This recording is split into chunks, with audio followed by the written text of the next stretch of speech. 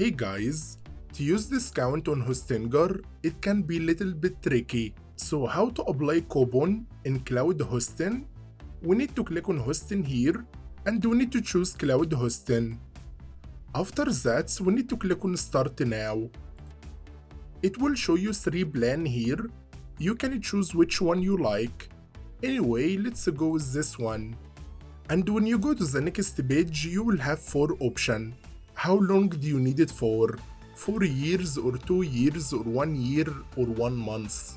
After you make your own decision, you need to go down and you will see something here. It called have a coupon. You need to click on it. It will tell you enter coupon code. Let's put our coupon here. I have coupon for you guys. It will give you 10% off. And let's apply here. And you can see we got discount here. Anyway, that's all for today.